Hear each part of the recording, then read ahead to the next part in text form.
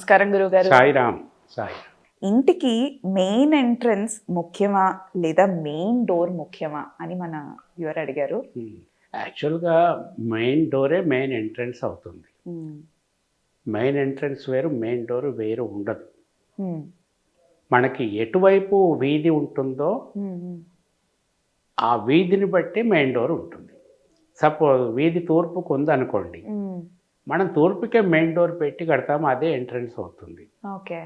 అటు పశ్చిమానికి main door పెట్టి కట్టము. పడమరకి road వచ్చింది అనుకోండి, అప్పుడు పశ్చిమానికే మెయిన్ డోర్ పెట్టాలి. ఇప్పుడు అదే ప్రధాన ద్వారం, అదే ప్రవేశ ద్వారం తీసుకోవచ్చు. తూర్పు మంచిది కదా అని తూర్పుకు మెయిన్ డోర్ పెట్టద్దు. పశ్చిమానికి వీధి ఉన్నప్పుడు తూర్పు మెయిన్ డోర్ రాదు. ఒక పెరటి తలుపు వస్తుంది తూర్పుకి, దానికి కూడా కొన్ని నియమాలు ఉంటాయి. అట్లా ప్రధాన ద్వారము, ప్రధాన ఎంట్రన్స్ అంతా ఒకటే ఉంటుంది. కొన్ని సందర్భాలలో ఏమవుతుందంటే సమయాభావం, స్థలాభావం చేత ఇంట్లో చిన్న చిన్న మార్పులు వస్తాయి.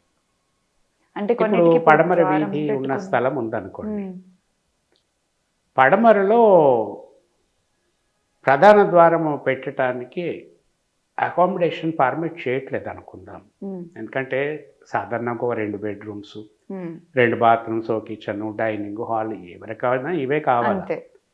ఈ వెడల్పు తక్కువ ఉండటంతో పడమరలో 2 బెడ్రూమ్స్ పెట్టుకోవటానికి కుదరదు.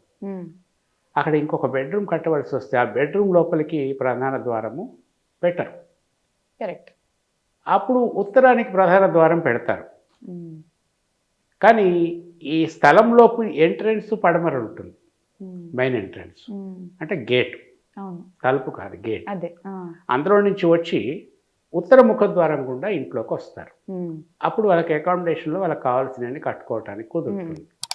వెడల్పు ఎక్కువ ఉన్నది అనుకోండి, సమస్య రాదు. వెడల్పు తక్కువ ఉన్నప్పుడు వచ్చే సమస్యలు అంటే దానికి తగ్గట్టు అడ్జస్ట్ చేయాలి వాస్తు.